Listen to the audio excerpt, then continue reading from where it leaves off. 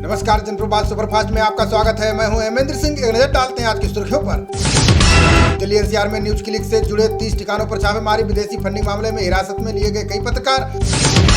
Location बदल रहे दुश्मन का पीछा कर तबाह करेगा भारत का अस्त्र। वायुसेना के लिए मिसाइल की 200 यूनिट खरीदने की तैयारी। ISIS के नाम पर ISI रच रहा भारत के खिलाफ साजिश। टारगेट पर देश के प्रमुख मंदिर। आतंकी शहबाज ने किया खुलासा। सत्ता मिलते ही चीन के हाथों खेलने लगे मालदीव के नए राष्ट्रपति। कहा, मालदीव से भारतीय सैनिकों को हटाने के शुरू करेंगे प्रयास। जम्मू कश्मीर के राजौरी में सेना और आतंकियों के बीच मुठभेड़। सुरक्षा बलों ने 2 से 3 आतंकियों को घेरा, कई जवान घायल। आज छत्तीसगढ़ और तेलंगाना के दौरे पर प्रधानमंत्री नरेंद्र मोदी 26,000 करोड़ की परियोजनाओं का करेंगे उद्घाटन और शिलान्यास। पीएम मोदी ने विपक्षी गठबंधन इंडिया पर साधा निशाना। का जाति के नाम पर देश विभाजित करने की हो रही है कोशिश। संस्कृति महोत्सव के समापन समारोह में बोले गृहमंत्री अमित शाह। कहा, भारत की समृद्ध संस्कृति ने देश को सदियों से रखा एकजुट। जम्मू कश्मीर को मिला 100% ODF प्लस का दर्जा। शाह बोले 370 हटने के बाद पेश की स्वच्छता की मिसाल।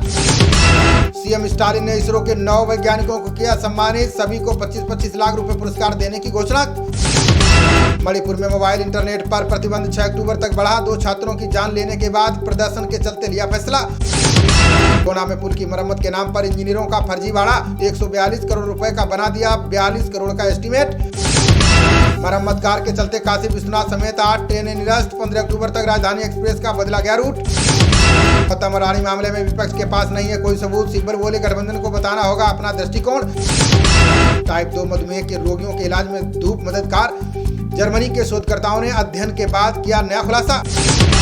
आज से शुरू हो रही है NIOS की कक्षा 10 और 12वीं की परीक्षाएं। परीक्षा हॉल में इलेक्ट्रॉनिक उपकरण ले जाने की नहीं होगी अनुमति। दक्षिण पश्चिम मानसून की विदाई के बाद दिल्ली में सर्दी की आहट। 12 साल बाद 2 अक्टूबर को दर्ज किया गया सबसे कम तापमान। त्योहारी सीजन में ग्राहकों के लिए होम लोन सस्ता कर सकते हैं बैंक। मौद्रिक नीति की घोषणा में प्रोसेसिंग शुल्क में छूट मिलने की उम्मीद। यूरोपीय देश स्लोवाकिया में बन सकती है रूस समर्थक सरकार। आम चुनाव के बाद रॉबर्ट फिको बनेंगे 4थी बार प्रधानमंत्री। आंध्र प्रदेश के तेलुगु देशम पार्टी के नेता बंडारू सत्यनारायण गिरफ्तार। सीएम जगन के खिलाफ अपमानजनक टिप्पणी करने का है आरोप। कृषि में बढ़ता प्लास्टिक का उपयोग कम कर रहा फसलों की पैदावार। स्वास्थ्य पर भी पड़ रहा विपरीत असर। वैज्ञानिकों ने जताई चिंता। भारत का सही इतिहास लिखने का आ गया है समय। होश बोले बोले बौद्धिक आजादी की ओर बढ़ रहा है देश। अमेरिका और चीन के बाद भारत में सबसे अधिक कैंसर के मरीज। निगरानी की कमी को दूर करने को ICAR बनाएगा नीतियां।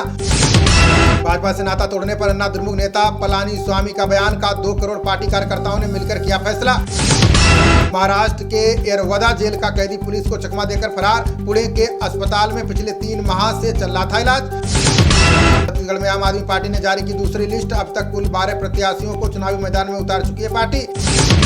सीएम भूपेश बघेल आज करेंगे स्वामी आत्मानंद कोचिंग योजना का शुभारंभ। मेधावी छात्रों को PET और PMT की फ्री में मिलेगी ऑनलाइन कोचिंग। बिहार की जातीय जनगणना की रिपोर्ट में राज्य में 27% OBC, 15% सामान्य वर्ग और अनुसूचित जाति की 20% आबादी। बिहार में 82% हिंदू और 18% इस्लाम धर्म के अनुयायी। 1% ईसाई, सिख, बौद्ध और जैन धर्म के मानने वाले लोग। लालू का ऐलान, जिसकी जितनी संख्या उसकी उतनी हिस्सेदारी। नीतीश कुमार बोले सभी वर्ग का विकास करेगी बिहार सरकार। जातीय जनगणना की रिपोर्ट पर केंद्रीय मंत्री गिरिराज सिंह का निशाना। बोले भ्रम फैलाने के सिवा कुछ नहीं, रिपोर्ट कार्ड पेश करे सरकार। पश्चिमी राजस्थान में वसुंधरा राजे का दिखा सियासी जलवा। सभा में कांग्रेसी नेताओं की मौजूदगी से गहलोत खेमे में सियासी भूचाल। अशोक गहलोत कैबिनेट की बैठक ने लिए कई बड़े फैसले। 1 लाख सेवानिवृत्त कर्मचारियों को मिलेगा नया पदनाम और पदोन्नति। राजस्थान के पाली जिले में मिट्टी में दबकर 2 मासूम भाइयों की गई जान। टीले पर खेलते समय मिट्टी धंसने से हुआ बड़ा हादसा। हरियाणा में 16 दिन में 112 जगह पराली जलाने के मामले दर्ज। कुरुक्षेत्र में चालान काटने पहुंची टीम को किसानों ने बनाया बंधक। हरियाणा का मेवात बना साइबर ठगी का नया हब। रिपोर्ट के अनुसार पुलिस बनकर डराने और धमकाने में माहिर है सातिर। पटियाला की रैली में सीएम भगवंत मान ने राज्यपाल पर साधा निशाना। बोले जल्द देंगे 50,000 करोड़ का हिसाब। पैसा खाना फितरत में नहीं। पंजाब के ममदोट में घर में पाकिस्तानी ड्रोन ने फेंकी हीरोइन। पुलिस ने तरन तारण में बरामद की खेप, चीन में बना ड्रोन भी बरामद।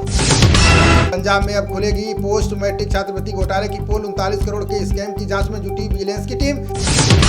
महिला आरक्षण विधेयक पर बोले गुलाम नबी आजाद का इसे 15-20 साल पहले हो जाना चाहिए था पारित।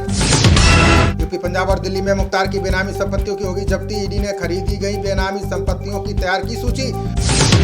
देवरिया नरसंहार में पुलिस अब तक 2 लोगों को कर पाई गिरफ्तार, 30 मिनट के भीतर ही सत्य प्रकाश दुबे के घर में बिछ गई 6 लाशें। संजीव बालियान ने की वेस्ट यूपी को अलग राज्य बनाने की मांग, केंद्रीय मंत्री के बयान को रालोद ने बताया वोट लेने की रणनीति। ग्रेट नोएडा में पुलिस मुठभेड़ में 25,000 का इनामी बदमाश हुआ घायल, दूसरे बदमाश को पुलिस ने काम्बिंग के दौरान किया गिरफ्तार। बिलौर में सफाई मित्र सम्मान समारोह में प्रदान किए गए प्रशस्ति पत्र, यूपी के श्रमायुक्त ने कचरा संवेदनशील बिंदु का किया भ्रमण। अमरोहा के गंगाधाम तिगरी में चलाया गया स्वच्छता अभियान, अधिकारियों और जनप्रतिनिधियों ने झाड़ू लगाकर दिया स्वच्छता का संदेश। अज्ञात हमलावरों ने घर में सो रही युवती की ली जान, परिजनों पर शक की सुई, जांच में जुटी थाना इकोटेक 3 पुलिस। एशियन गेम्स में क्वार्टर फाइनल में भारत ने नेपाल को 23 रन से हराया, सेमीफाइनल में बनाई जगह, यशस्वी ने ठोका शानदार शतक। पहले बल्लेबाजी करते हुए भारत ने 20 ओवर में बनाए 202 रन, जवाब में 20 ओवर में 179 रन पर सिमट गई नेपाल की टीम। एशियाई खेलों के नौकायन में अर्जुन सुनील ने जीता कांस्य, भारत की झोली में अभी तक आ चुके हैं कुल 61 पदक। खबरों का सिलसिला जारी रहेगा, देखते रहिए जनप्रवाद। नमस्कार।